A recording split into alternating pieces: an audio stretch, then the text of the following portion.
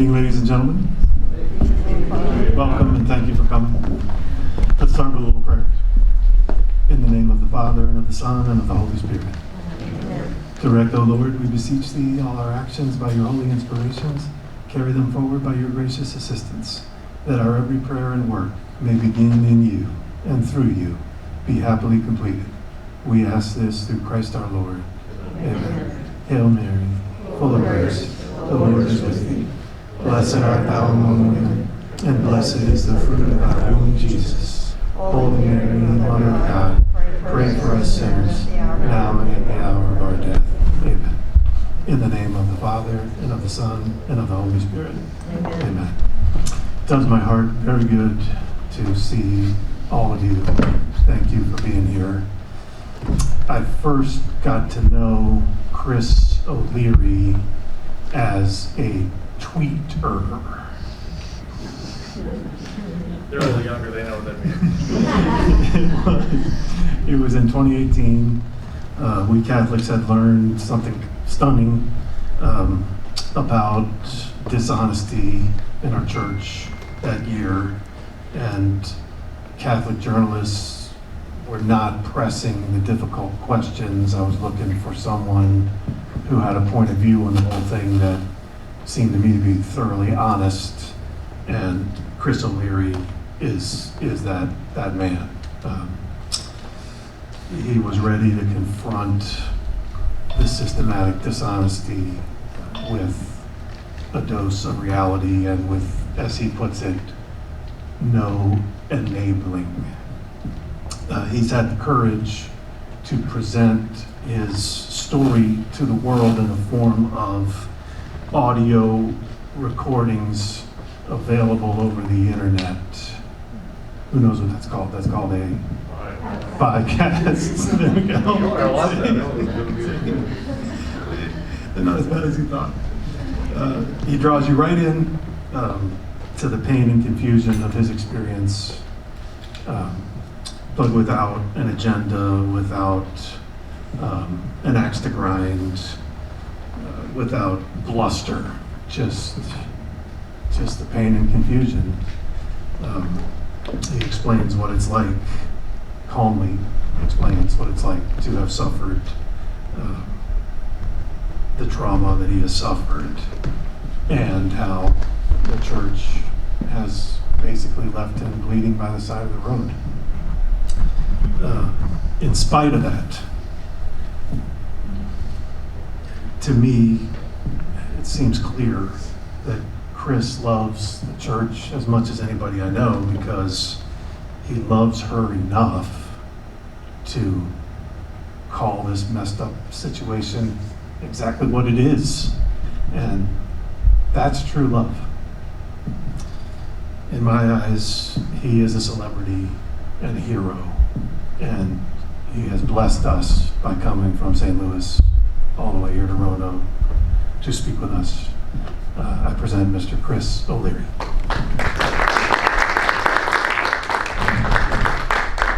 Thank you. Thank you, Father Mark. So my name is Chris O'Leary, and I'm a survivor of the sex abuse crisis. In the late 70s and early 80s, first at the Church of the Immaculata in Richmond Heights, Missouri, a suburb of St. Louis, by the Galleria, if you know St. Louis, on Highway 40. I was sexually exploited, abused, and assaulted, raped by a priest named Father Leroy Valentine. Abuse that then continued at the hands of a different set of priests at my Jesuit high school, St. Louis U High. At basically, well, the Immaculata stuff, the worst stuff happened at exactly the same time of year. Like literally this time 40 or 41 years ago. Which goes to the question of where were your parents? Which is a completely reasonable question. And any question is a reasonable question. You're not going to offend me. If you want to know, I'll answer. So my parents were at the Greenbrier. My dad was a lawyer. They held the ABA or whatever law convention at the Greenbrier. Never gets easy. So what would happen is they would leave town, they would leave me and us, my two brothers, with a babysitter, and inevitably, the Monday that they were gone, and this is a convention that goes over the 4th of July. So inevitably on Monday of that week, I'd get a call from Father Leroy Valentine, my favorite priest, one of the best people in the world that I knew or thought. Hey Chris, you want to come over? We'll do some stuff. I'll give you some, I'll teach you some stuff. And of course I would say yes. Then things happened at St. Louis U High in high school in the locker room, which was unsupervised. And then things got really bad. What I call the abuse of the abused happened. Done, I suspect, to protect my friend, the Cardinal, who you know as Timothy Cardinal Dolan, the Archbishop of New York. I knew him as Father Dolan. Nice guy, smart guy.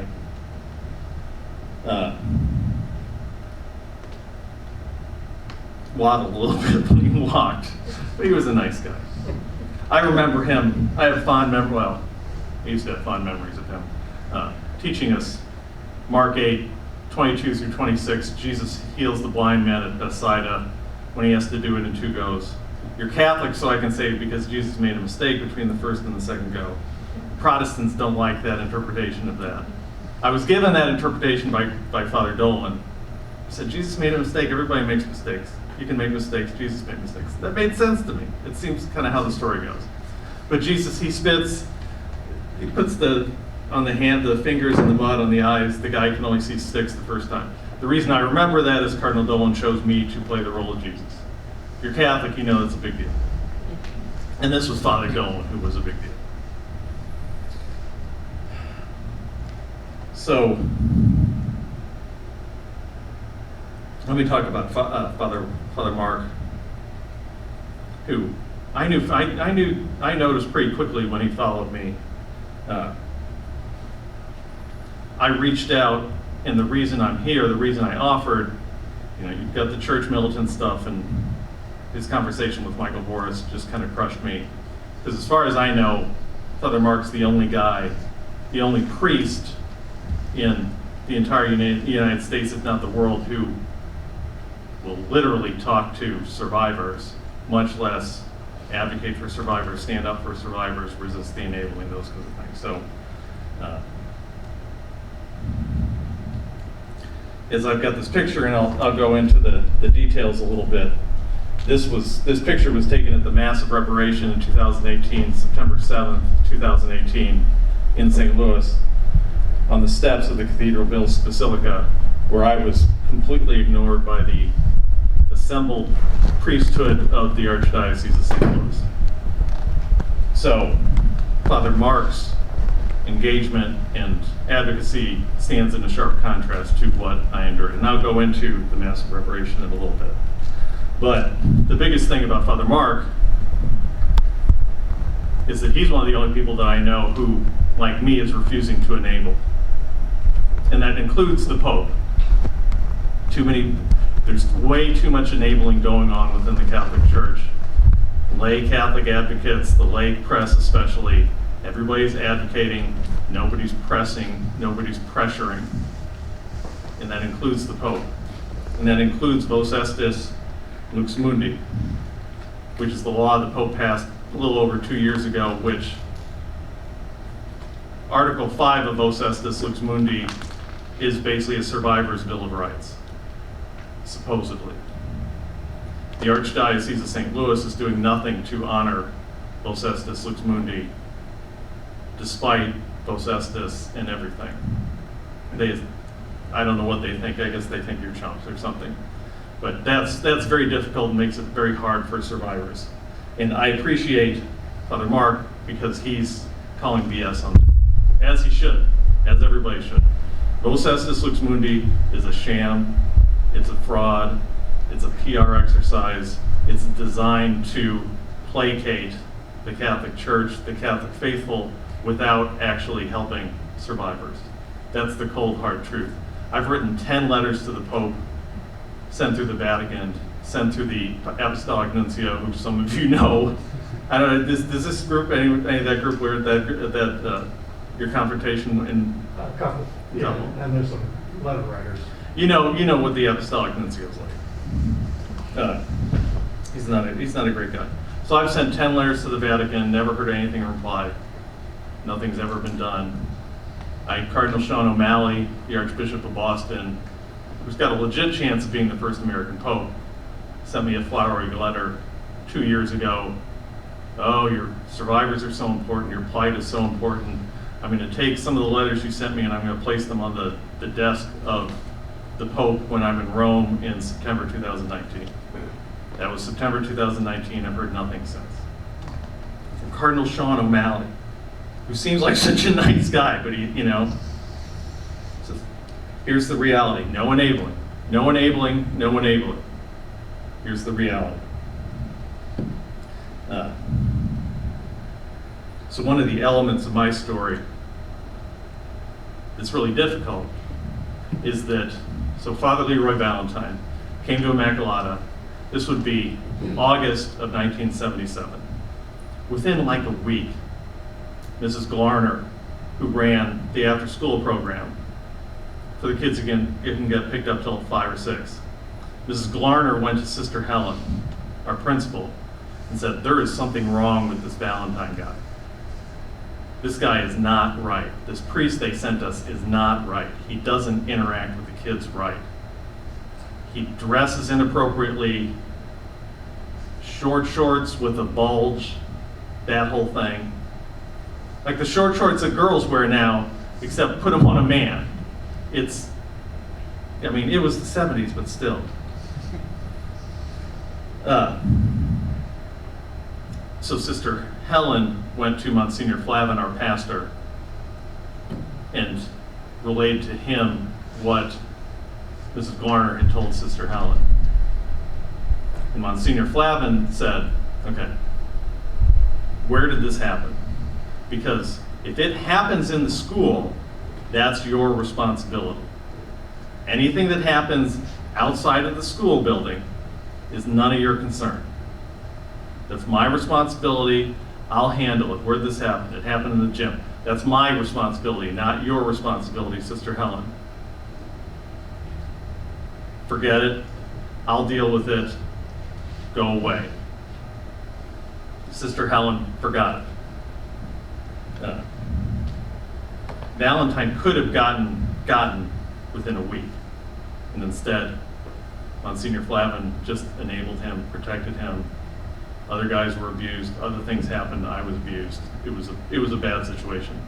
Sister Helen obeyed. If you've been in the military, basically the thing is you have to take an oath to obey orders, right? But you have to obey lawful orders. You don't have to obey an illegal or immoral order. Sister Helen was given what, in my opinion, was an illegal, at least immoral order by Monsignor Flavin, and she obeyed it, and maybe 100 kids were sexually abused. The thing about Father Mark is that he was given such an order, and he's like, I'm not gonna do that. That's not right. And that's why I'm here. That's why I'm appreciative of Father Mark. That's why I'm impressed by Father Mark, whose birthday is today. Everybody give happy birthday. You're a credit to your existence. My mom is a credit to it. She did her part.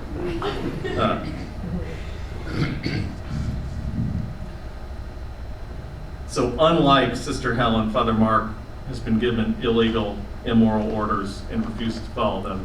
And as a result, they're trying to defrock him, which is absolutely insane to me because my abuser, Father Leroy Valentine, who sexually abused kids in the confessional, which I thought was an excommunicable offense, was never defrocked. You're defrocking, or you're trying to defrock the guy who's speaking up survivors, and you're not defrocking the guy who sexually abused hundreds of guys. That doesn't make any sense. It's got my heart. My heart is going crazy. That's the the piece of injustice. That's the example of injustice. And it's wrong. And it's amazing to me that Father Mark can do what he do at the cost, at the price that he's bearing, but that's what good people do, and Father Mark's a good person. So, good on you, Father Mark. I will mention the church militant stuff. I'm very appreciative to church militant. I don't agree with everything they say. It's their use of the term homo predator. I do believe that seminarians are being abused in the seminaries, and that's wrong, and seminarians need to be protected. But I also believe that kids need to be protected, and I believe that women need to be protected. Abuse is abuse is abuse. It's all bad. Let's get rid of all of it, not just the homo predator stuff. Let's get rid of all abuse that's within the church. And it's church militants' sometimes fixation on the abuse of seminarians at the exclusion of other stuff, to the point where they start to deny what happened to me and to other people, where I feel unseen. A lot of times it's hard for a white man to say I feel unseen, but give me an exception, please. Well, because literally right there. Most white males, straight white males who say they feel unseen, don't take them seriously. I don't want to be too woke, but I do want to be a little woke. I don't like the scapegoating of the gays. I was 10, maybe 9 when it started. Other guys were 8, maybe 7. In face-to-face confession, I'll get into that a little bit, but that's not the gays. What happened to me is not the gays. What happened to most of the guys that I know is not the gays. That's pedophilia. Some people will say, yeah, but why does the curve spike at 11? At 11, if you read the different reports, the John Day reports, why does the curve spike at 11 to 14? Doesn't it mean that's the gays? No. That's when boys, and back in the 70s it was only boys, that's when boys started serving and became especially vulnerable to this kind of abuse. It's only when you're 11 that you became vulnerable. There were kids getting abused at younger ages. As I said, boys were being abused in confession. The girls, unfortunately, were being abused by the crossing guard and the maintenance man. There was something about Immaculata that was incredibly twisted, but the abuse of the boys was being done by pedophile predators in the rectory and in the rectories. Because there were no girl altar servers, girls were not there to be vulnerable, so there's a reason why 80% of the numbers were males and boys. We were altar servers, that's when it started, that's when the vulnerability was created. I do not believe in scapegoating the gays. And Father Mark and I had lots of conversations on that, about what it is, and you can't solve the problem if you're not going to define it correctly. It's not the gays, it's predation of all forms. Whether it's heterosexual predation, homosexual predation, or pedophilia predation. So one of the big questions is whether anything has changed. And I was in Knoxville 2 nights ago, spent the night in Knoxville, came through Knoxville. And that's not a coincidence if you've read the Pillar Catholic articles about Knoxville and you know what's going on in Knoxville. There are lots of problems in Knoxville. I spent the afternoon with and took out to dinner the survivor of all the stuff that's going on in Knoxville. And nothing has changed in Knoxville. I believe that survivor implicitly. And nothing has changed in the hierarchy. And the real problem is the hierarchy. So let me talk about what happened quickly. So it started in face-to-face confession. Like I said, I was 10, maybe 9 when that started. I don't remember if it was Father Valentine's idea, but basically, somebody came up with a great idea of face-to-face confession where they took the cry room, they pulled the window shades, made it completely dark, put 2 chairs in the room, and it was you and the priest, and stuff happened. And to be clear, I'm not going to go into the graphic stuff. When things start to get bad, I'm just going to default to stuff happened. Bad stuff happened. Really bad stuff happened. but I want you to understand kind of the circumstances of what happened and how and why. That was 4th grade. That's fall of 77. Around the time of Thanksgiving, he had a group of 3 of us over to attend a Risk, to play the board game Risk and eat pizza in the rectory. There was wrestling involved in that, and the way he would get it, guys, is he would accidentally touch you, his hand would slip while you were wrestling, and he would grope you down there. And I didn't react to the grope. And I regard that as testing. So, little production value. These are, when I stand vigil in front of the Archdiocese of St. Louis, these are the things I hold. And, well, and I should tell. So, this guy, number shirt guy, got groped, but he was in 7th grade and basically threw Father Valentine across the room, so he failed the test. I locked up and froze. I passed the test. He moved on to not just testing me, but grooming me and abusing me, that kind of stuff. Flannel shirt guy had a slightly different story where they were doing Father Valentine came up with, I don't remember actually doing a passion play, but the ruse was, we're doing auditions for the passion play, and anybody who is going to play the role of Jesus Christ has to be inspected by Father Valentine. So take your shirt off, and he's going to examine your body. He's going to examine every inch of your body, run over every inch of your body with his hand looking for blemishes, because if you're going to play the role of Jesus Christ, you can't have any blemishes. So he's running,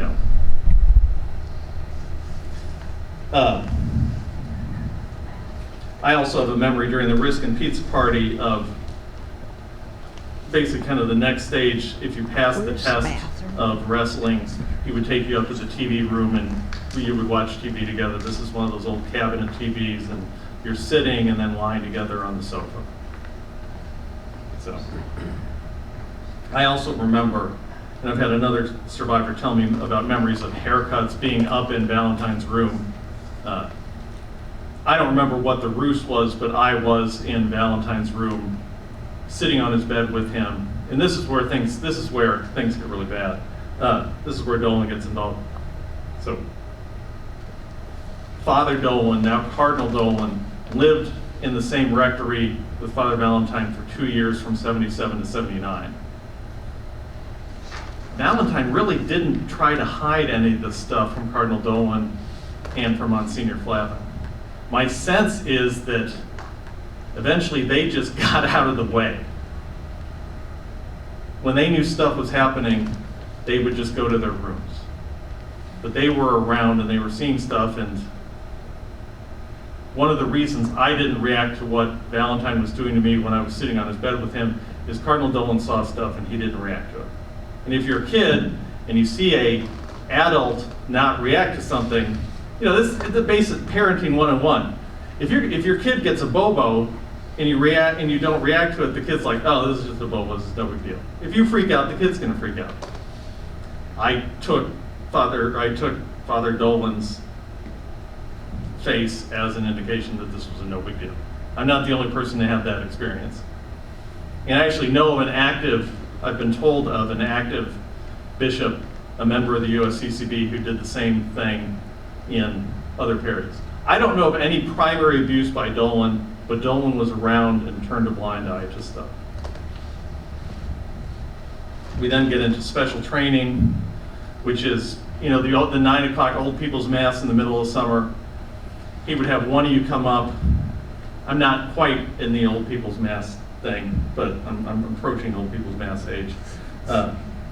He would have one of you come up and serve, and then he would teach you stuff. And I didn't mention this last time because it was kind of freaking me out, but his pretext was he was showing you stuff that he shouldn't show you. This is a really twisted story. I don't know if I've told you this one. I heard about it. Okay, yeah. So he gave me a task. First, he taught me the consecration prayer. Which is like blasphemy. I can't do the consecration prayer, I'm not a priest. Father Mark's a priest. But I didn't understand things well enough. But so he gave me this task involving consecrated hosts, and oh no, we've got too many hosts in one bowl, so we need to move the hosts from one bowl to another bowl, but they're consecrated hosts, so we have to be super careful. And it's the equivalent of moving grains of salt from one pile to another using a tweezer. And I'm that level of careful, and I'm so locked in on that task that I don't notice Father Valentine, who's come up behind me with his arms behind me, is guiding my effort. Eventually his hands drop. And then stuff is happening down there. Obviously, manipulating the real presence body of Jesus Christ is fairly distracting for an 11-year-old boy.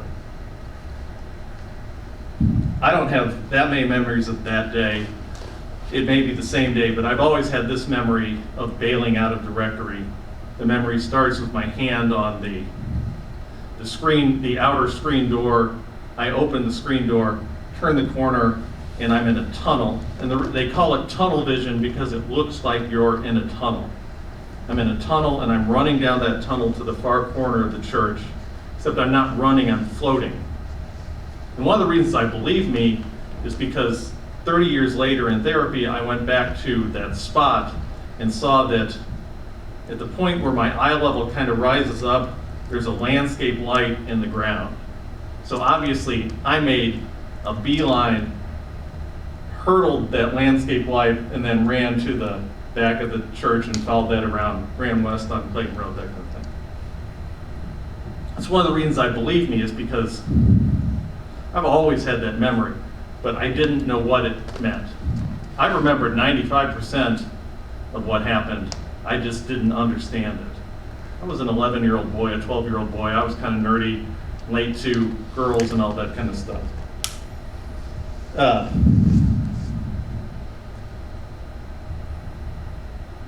There was another event regarding a mud cave. One of the things he would do to get people is he would take you on trips. I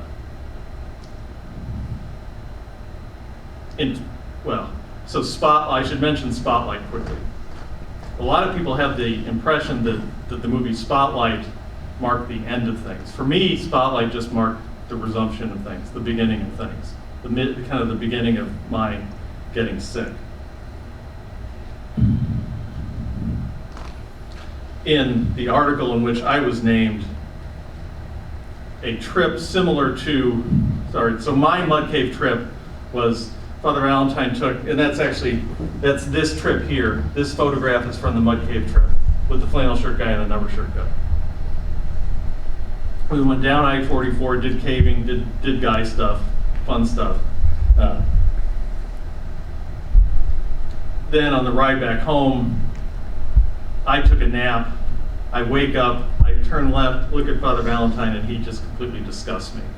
And that's completely out of the blue. I had no idea what was the basis of that, why that bothered me so much.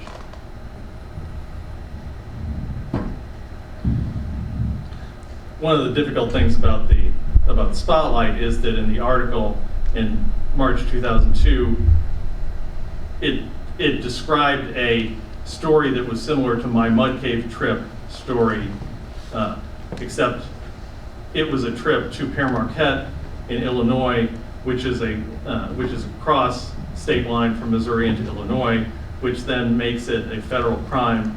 The Mann Act makes a federal crime of crossing state lines for illicit purposes. So there was a federal crime described in basically my Spotlight article, and nobody did anything to act on that. So that's a very dark story. That's a very dark part of the story. But let me tell you how I survived it. So Easter 2014, I'm divorced, I'm bankrupt, I'm living with my parents, lost my job, lost everything. Because of the divorce, technically I have joint custody with my kids, but holidays are tough because they want to spend time with their cousins. Their kids, I get it. I don't know if during a Christmas Mass or an Easter Mass, I've ever actually sat in the pew with my kids, because I was always sitting in the back so my mother-in-law or my father-in-law could sit down in the pews. So I spent most of my time at Easter or Christmas Mass standing in the back.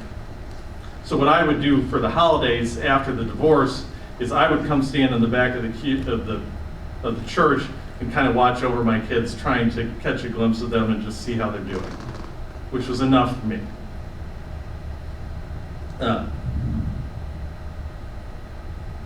But this time, so I'm standing there, you've got the altar down there. I'm standing leaning up against the door, and out of the corner of my eye, I see myself walking in from the left side. It's not myself, but it's a guy who's dressed like me. And that goes to this picture. So the get-ups we had, the servers' gears we had at Immaculata were the black cassocks and the white surplices over the top. I hadn't seen an outfit like that since in like 30 years. Because at Mary Queen of Peace, they don't use that kind of traditional getup. They use the white albs and robes, or the white robes kind of stuff. And they actually switched to the white robes at Immaculata, so I hadn't seen anyone look like that in 30 years. And then all of a sudden, I've got this guy walking in from my left, and he's holding incense, and normally at Mary Queen of Peace, they didn't use incense. Immaculata was a big incense parish, but so the smell of the incense completely triggers me and sets me off, and suddenly I'm 11 years old again.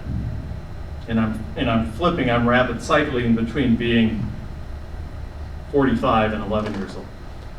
So I start to get dizzy, and I lean up against the door, and I start to realize that every time that I blink, my eye level is dropping and shifting a foot. And every time I blink, I'm shifting between being 45 years old and 11 years old, which is very disorienting. And you want to talk about flashbacks. That's not exactly a flashback, but that's the kind of visual disturbancy kind of thing that survivors will have. So that drives me out of the church. I'd like to stay there and watch my kids, but I just can't stand to. So I leave home. I leave and I go home. The night before, Mel Gibson's movie, The Passion of the Christ, had been on. And I caught the end of The Passion of the Christ, picking up from the Garden of Gethsemane on. I get home on Easter Sunday, I'm like, all right, it is Easter. I should probably do something Eastery and Jesus-y. So I turn on the TV and The Passion of the Christ is on. This time it's starting right at the top. So I watch it through, and I'm so stunned by it that I watch it through again. And what hits me is the courage and the love of Jesus Christ exhibited. He did all the stuff that he did, Palm Sunday, entering Jerusalem to a certain and known faith. And it strikes me, as difficult as all the stuff that I'm going through is, if Jesus Christ can do what he did, then I can do what I need to do, which is to keep fighting. I'm not fighting the church, but I am fighting for survivors. So then that puts me, after a bunch of stuff involving Dolan, that puts me on the stairs of the Cathedral Basilica of the Archdiocese of St. Louis at the Mass of Reparation. Didn't I? You're out of the way. I don't know what I expected, but I certainly didn't expect that. I'm not protesting. I'm just standing there holding signs that, I'm literally, this is me. I'm standing there with my toes pressed up against the stairway that leads up. So I'm basically 60 feet from the doors of the Cathedral Basilica. Stairs, a plaza, stairs, a shorter plaza, then the doors are right there. And I'm just standing here, exactly as the picture shows.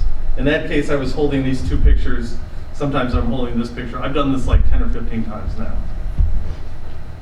And the craziest thing, I had three groups of people come and talk to me. I had two employees of the Archdiocese of St. Louis.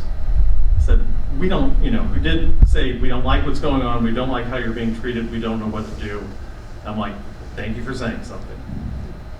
Then a group of nuns, short hair, comfortable shoes, they come and talk to me, let me know I've got their support. The cop who's working security comes by and talks to me. And again, this, I don't, I didn't really get the phrase, I feel seen, but I certainly, on the steps of the Cathedral Basilica, I did not feel seen. So I know what that feels like. Again, that's hard for a white guy to say, but I think I've earned it.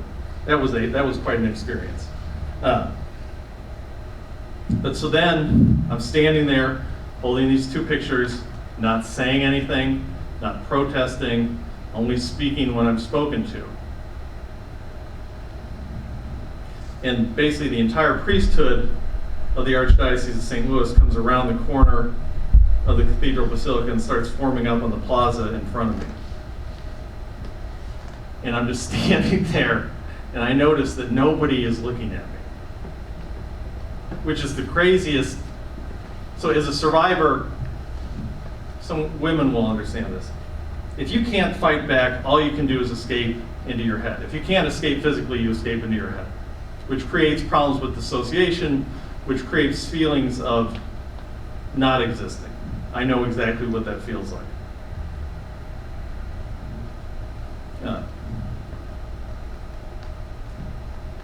So the worst part of that, of my standing there and the priest not acknowledging my existence, is I started to feel like I don't exist.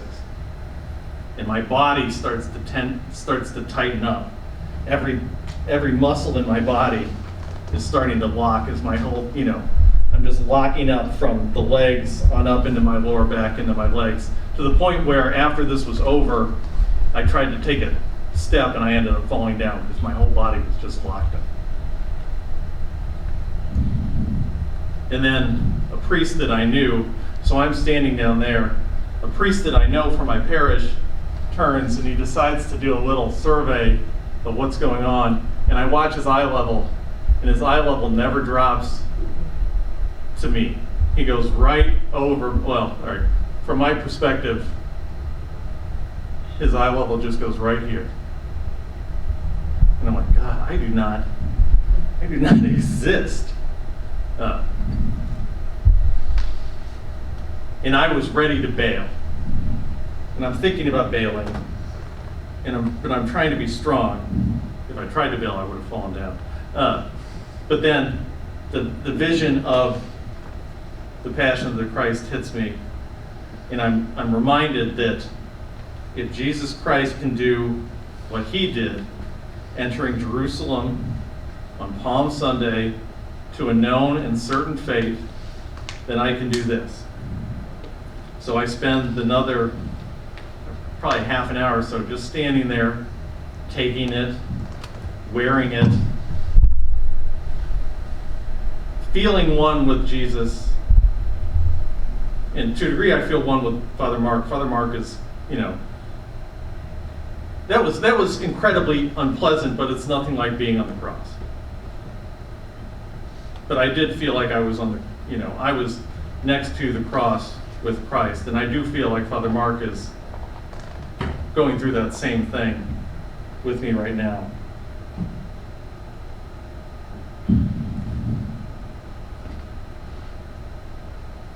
Well, let me wrap up with, and we'll get some questions. We'll talk some more with the questions. But so my kind of the core problem that I have, the core concern that I have, the reason that I'm here, the reason why that bothered me so much, is that if they can do what they did to me out in the open without fear of accountability or anything, then what can they do to anybody else? If they can do that to a survivor in a place crawling with the press, what else can they do? I very quickly, and this is all stuff that I'm thinking while I'm still standing there holding those two pictures.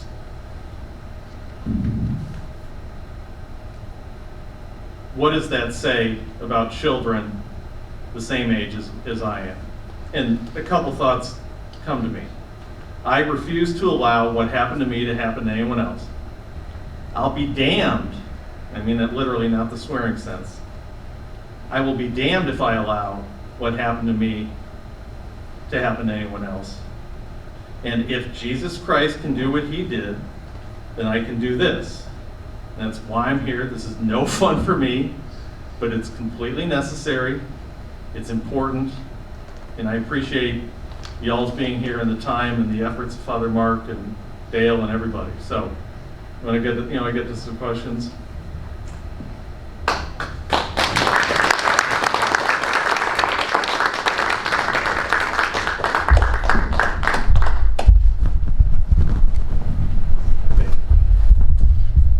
I think we all agree that Chris O'Leary is a pretty brave gentleman. And I'd like to say that I think you all are pretty brave to be here and to hear it out. It's painful. But as Chris just bore witness so beautifully, we're with the Lord, right? I mean, we're with him. Okay, there's cards on the chairs. Those are for questions.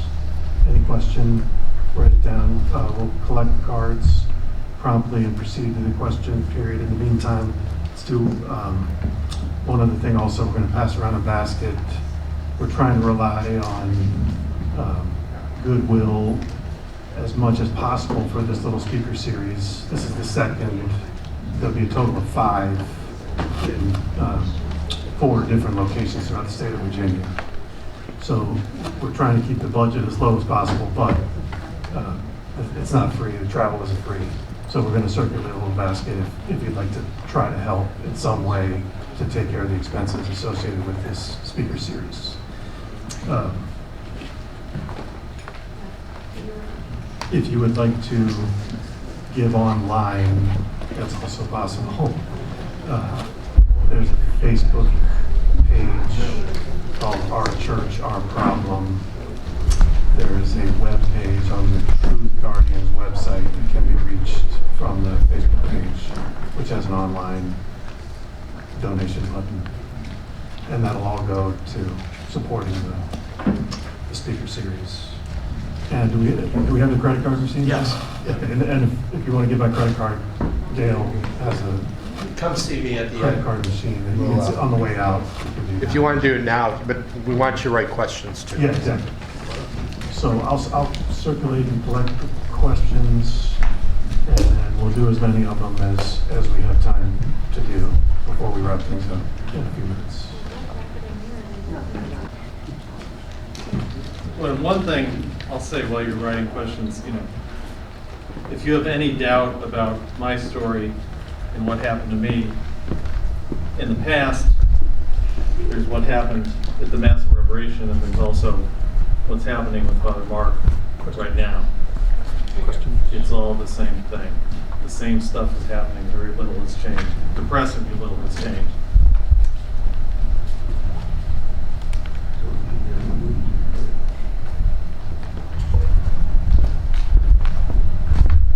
But rather than getting depressed about it, let's do something about it.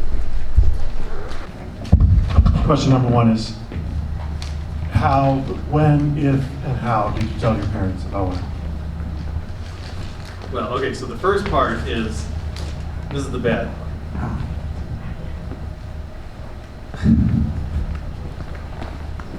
So, my 4th grade teacher apparently told my mom fairly quickly that something was going on with me. This is Martinega.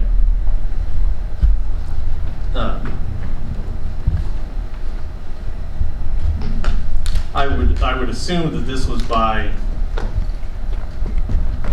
it was the Riskin Pizza Party in early November of '77 that probably set me off.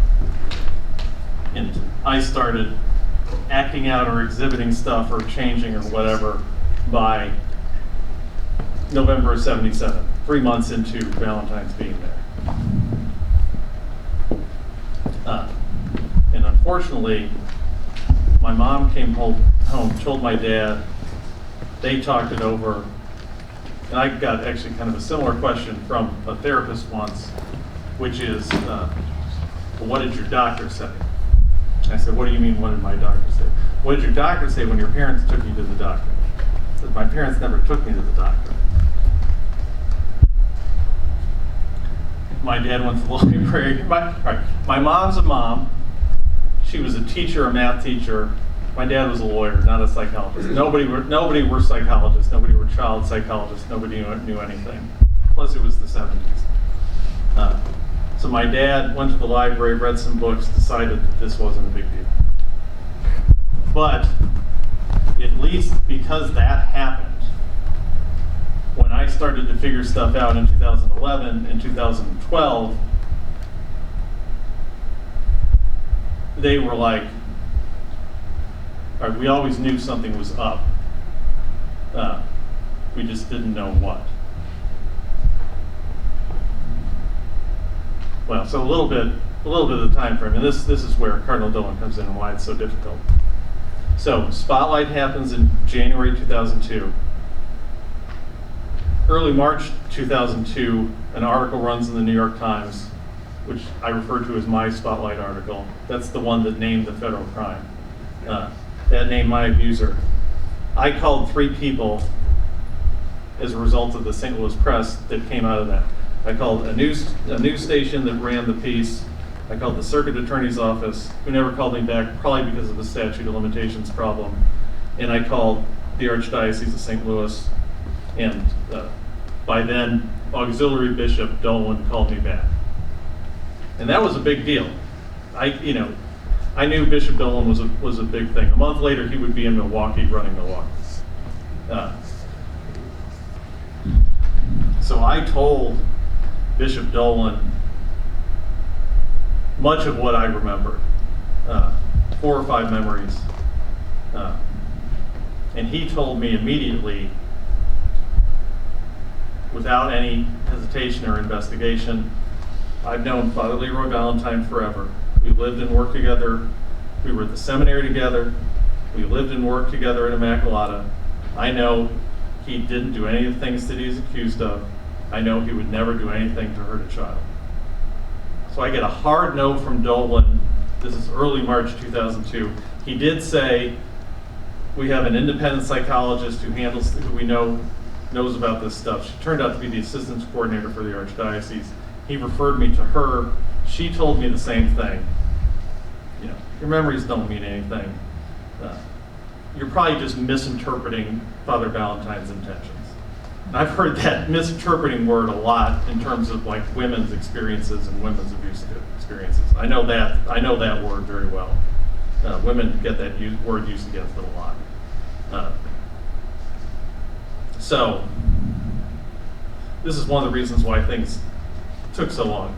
So as of March 2002, I get a clean bill of health from Bishop Dolan and this independent psychologist, and I go on with my life. I do end up getting sick and having these problems, and my parents fairly quickly start helping me out getting therapy, but I'm getting therapy for everything except PTSD and child sexual abuse and depression and all that kind of stuff. I'm getting therapy for Asperger's syndrome, and I'm getting therapy for adult ADHD because Cardinal Dolan in 2002 sent me on this wild goose chase, and it wasn't until 2011 that I started putting this stuff together. To my parents' credit, and again, they've been paying for therapy for 10 years. They knew something was going on, they just didn't know what was going on.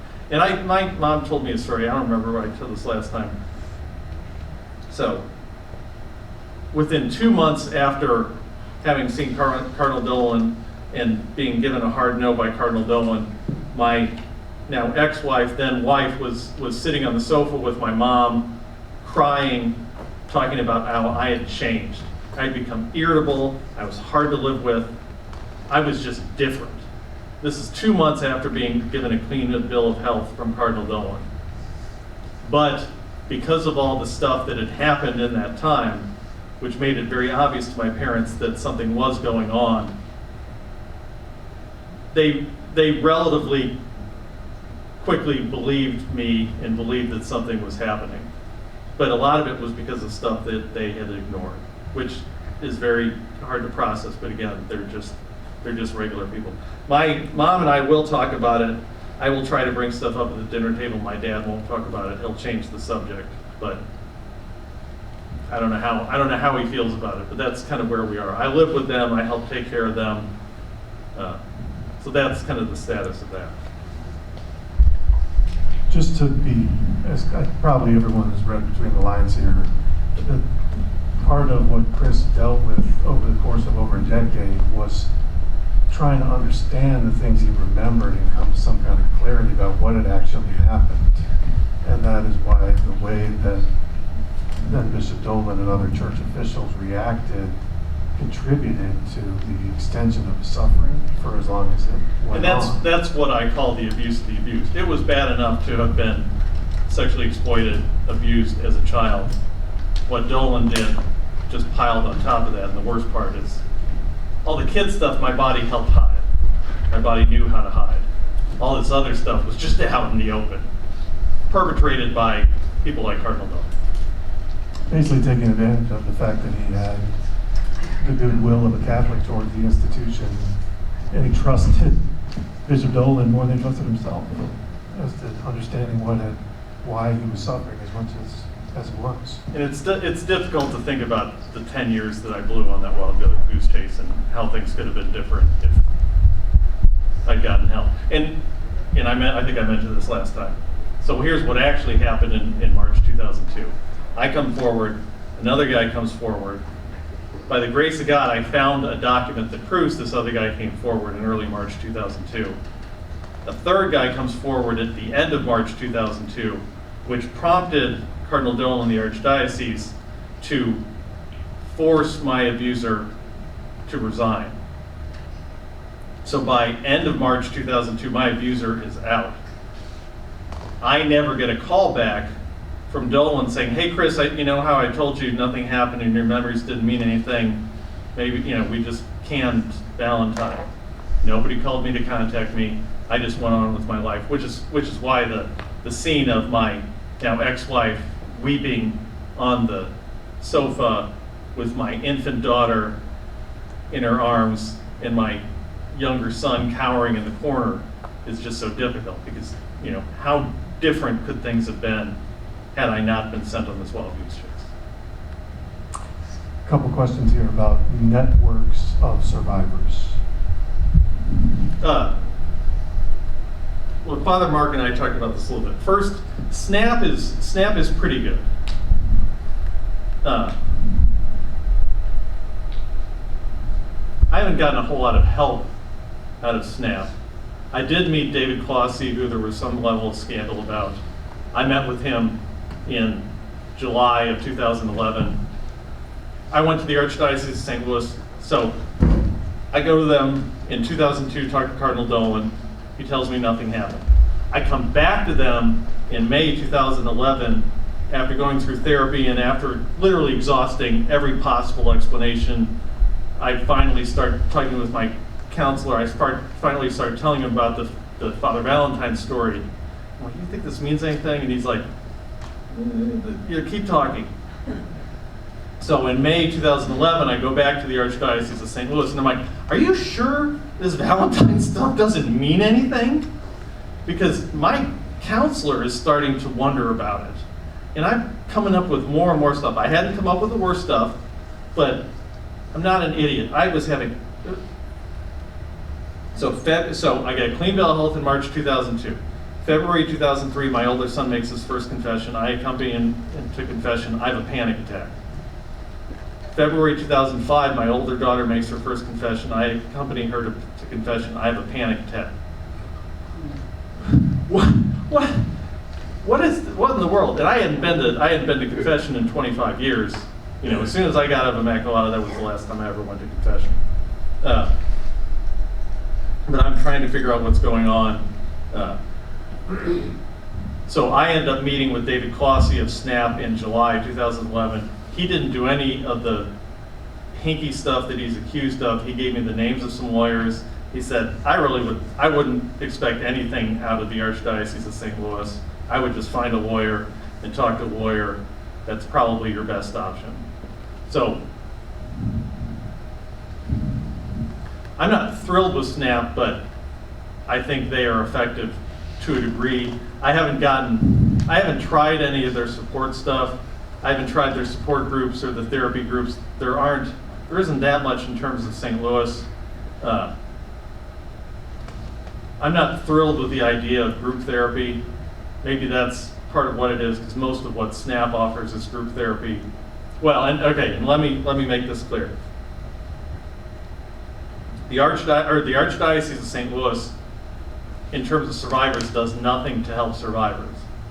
I haven't got any help from SNAP. I haven't got any help from the Archdiocese of St. Louis. The official policy of the Archdiocese of St. Louis is if you're a survivor and you're abused and you go to them, they will give you the name of a therapist.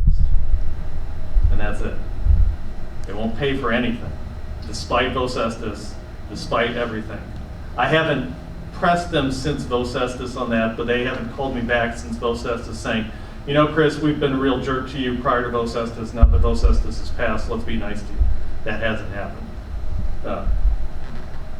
So does that answer, is that kind of the nature of the question in terms of the support groups and everything? I want to make sure that I think it's a pretty good answer. okay, yeah. But, They're helpful to a degree, but they only do so much. three-part question, synthesis of a number of questions.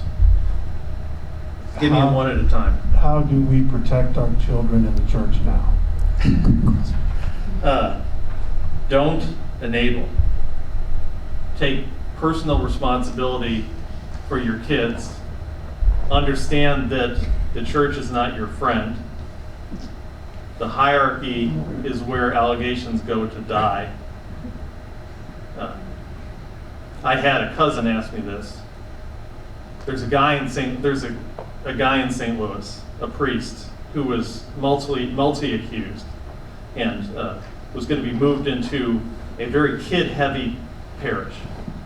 So my cousin, who's in that parish, said, what do you think about this guy? So I read up two very different allegations. And I'm like, I don't like it. I don't like the situation at all. It's just, because the first allegation, there was a very obviously professional hit piece written against the survivor. The second allegation felt good enough to me, and if lightning strikes twice, my general policy is, if lightning strikes twice, you've got to be careful. So I told my cousin, I said, I don't like this guy, I don't like the allegations, I don't like the fact that they're two separate allegations.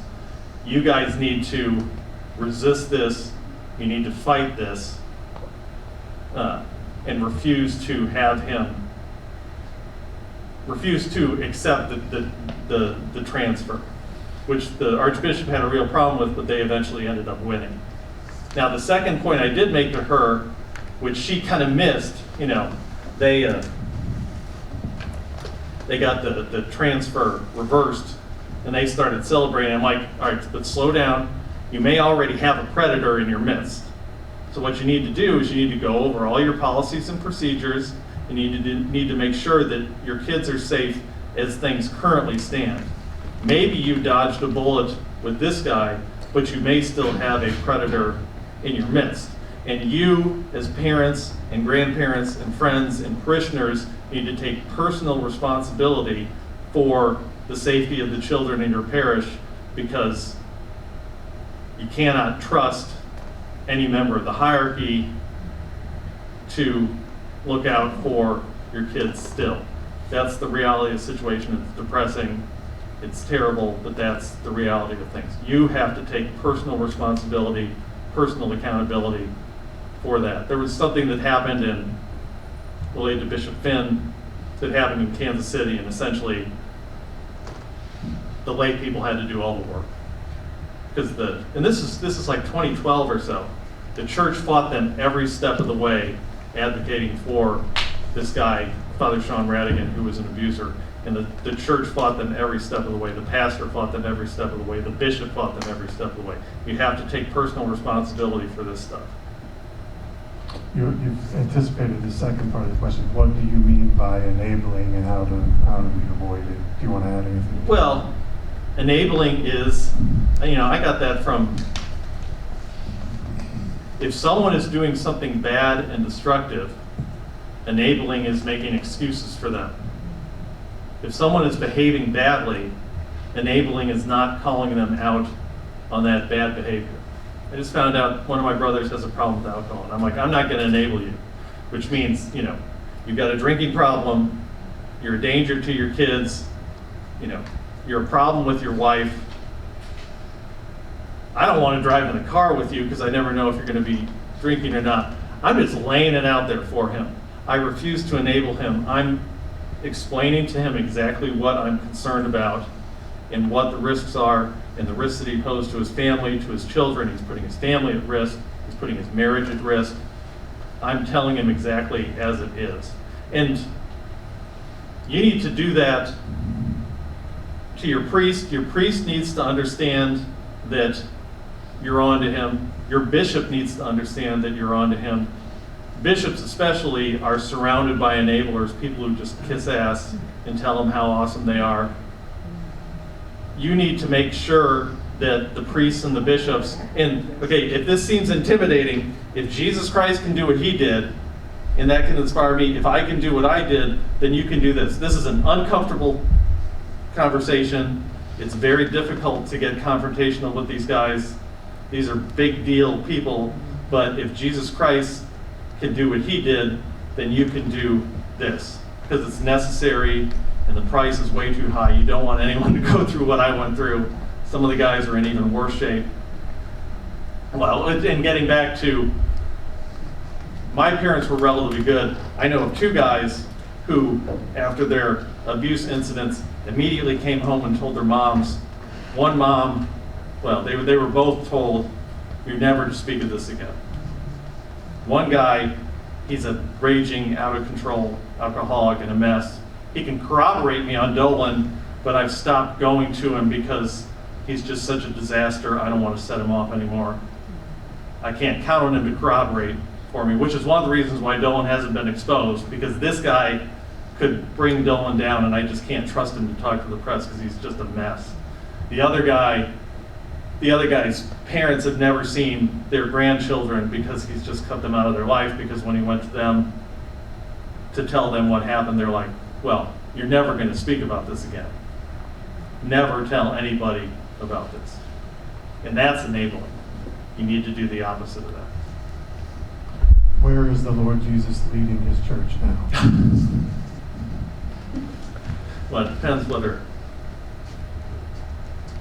whether you're talking about the Lord Jesus or Satan. And I'm not the most, I've got problems with the Catholic Church. I don't know whether I consider myself a Catholic at the moment. I do care about the Catholic Church, which is why I'm here. I do believe the Catholic Church deserves to survive. I think the Catholic Church has things to contribute, but I'm not sure who the bishops in the hierarchy are listening to, whether they're listening to Jesus or the other guy. Because a lot of the stuff they're doing doesn't sound like Jesus, it sounds a lot like the other guy. It sounds more like the other guy. And not enabling them is pointing that out. And more importantly, having that conversation with other people so you avoid this situation called pluralistic ignorance, where everybody's got a problem with this, but nobody's talking about it, so nobody knows how many other people have a problem with it. You can start getting mouthy about this, if you can start speaking up about it with your friends. I guarantee you that you've got other friends who are concerned about this stuff. They just don't want to talk about it because they don't want to hurt the church. And this is the same problem. It isn't just the Catholics. The Southern Baptist Convention has the same thing. Father Mark has seen the tweet. There's Southern Baptist preachers who are saying, if you bring this stuff up, you are doing the work of Satan. No, you're not doing the work of Satan. You are doing the work of Jesus Christ. The people who are doing the work of Satan are the ones who are enabling, the ones who are keeping quiet. This is the Lord's work. This is good work. This is important work. And it's work that's worth doing. Thank you very much, Chris. Thank you.